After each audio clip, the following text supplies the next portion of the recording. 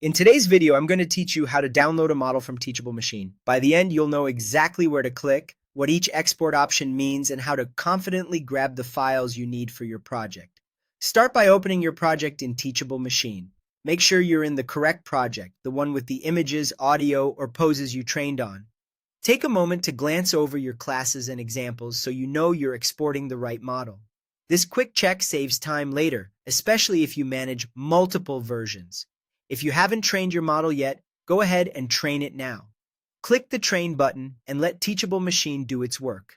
Training time will vary depending on your data size and your device. Watch the accuracy and loss readouts to get a feel for how well the model is learning. If results seem off, consider improving your dataset or rerunning training. But if the metrics look reasonable for your use case, you're ready to export. When training is complete, look to the top right of the interface and click Export Model. This opens the export panel where you'll choose how you want your model packaged. Don't worry, if you're unsure, I'll break down the choices so you pick the one that fits your deployment. Choose the export type that matches how you plan to use the model.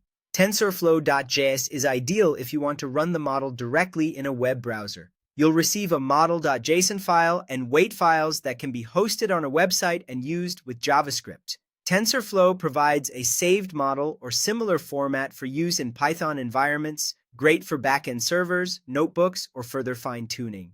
TensorFlow Lite is designed for mobile and edge devices, producing a lightweight .tflight file that runs efficiently on Android, iOS, and embedded platforms.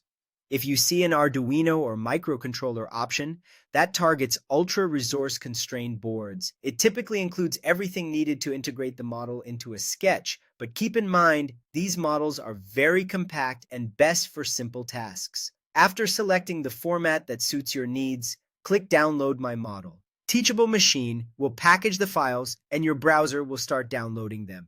Keep an eye on your Downloads folder and store the archive somewhere organized so you can find it later.